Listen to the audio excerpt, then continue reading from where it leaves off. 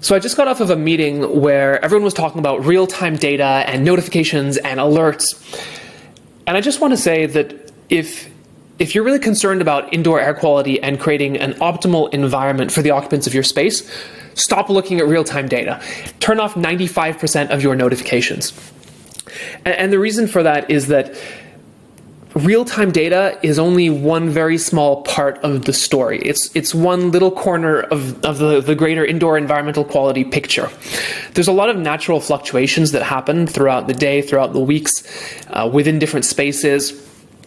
And trying to track those by looking at the data in real time or by setting up notifications for thresholds is often a sort of very long and arduous game of whack-a-mole. Now, that doesn't mean that notifications and alerts are not useful. They are absolutely useful when used correctly. But after having done this for many, many years and looked at thousands of buildings, what I really believe is that you need to be able to look at structured, aggregated data over a long period of time, and then be able to slice and dice that data in various ways. So starting off at a portfolio, going down to buildings, going down to spaces, being able to look at it by space type or by floor, and in those views, be able to look at different patterns and also see how those patterns change. For example, and I don't mean from 1 minute to the next, right? CO2 suddenly jumps up to 2,000. I mean from 1 week or from 1 month to the next. And by looking at those changing patterns, you start to find things like mechanical equipment failures, spaces that have been repurposed and are not being used in the way that they were originally intended, and many, many other things which are actually actionable and can lead to changes that ultimately bring around a better environment for the occupants of the space. And this is personally how I look at indoor air quality data and how I turn these billions of data points into something that makes sense and can be turned into action for a site manager or a facilities person who's actually making those changes. And so we've gone ahead and based upon this, built all of this into the newest release of the Kaiterra dashboard, which I will be happy to give you a demo of right now. So we just launched a really major update to the Kaiterra web app, which I'm super excited to walk you through just a little piece of today. And what this does is really bring into alignment the way that this web app works with the way that we believe users should be able to drill down and explore their IAQ data. So unfortunately, the way that a lot of dashboards and web apps work today is essentially just giving you a list of devices and giving you a real-time reading or maybe a graph over time for multiple devices. And that's not a very useful way to identify potential issues or areas for optimization with your indoor air quality.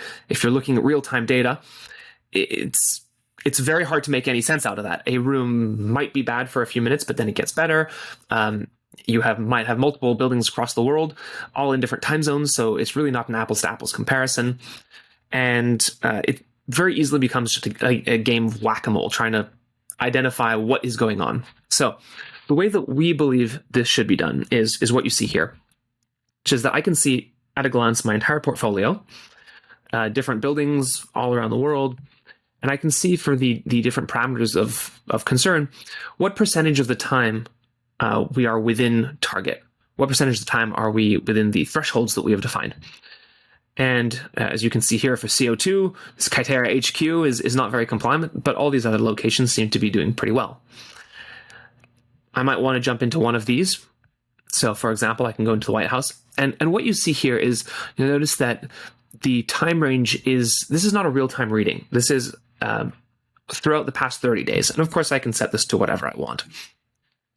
And here I can see each of the different floors. So if one floor is performing very differently than the others, that might be a bit of a red flag for investigation, right? If floors 1 to 6 are perfect, but the 7th floor has an issue, I don't want to jump into that.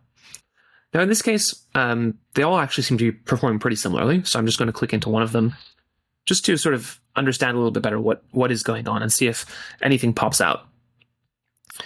And immediately, this is interesting. I see we're looking at the 7th floor. We have all these different spaces.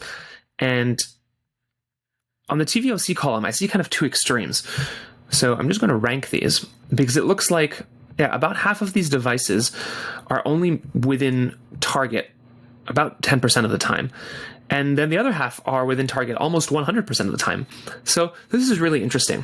And actually, just looking at this, I can also see that that same group, there's a relationship between the VOCs and humidity, right? Because this group is always within target for humidity, while the group that has low VOCs seems to have some challenges with relative humidity. So this is kind of interesting. And immediately looking at this, I already have an idea, and I'm starting to form a hypothesis for what is going on.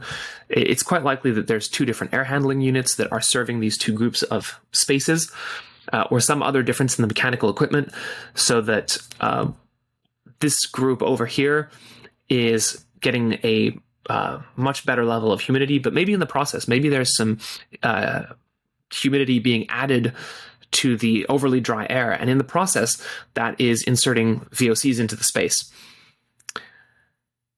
So that's just a hypothesis, but immediately having these two groups being split out like this, I can start to have an idea about what the root cause is and what investigations might need to take place in order to get to the bottom of it. And I think this is really powerful. This is just one way to look at the data, but there are many, many different ways in which you can look at it in this new update. And this is just miles ahead of having a long list of devices and giving me the real-time reading at this specific moment in time, or showing me a graph. Imagine needing to compare this many devices, let alone thousands of devices, on a single graph to try to identify a pattern that maybe might exist within. So there are a lot of next steps that could be taken here. I might run some of these other reports or some of these other tools, but I'll end this video right here on this quick intro to the time within targets.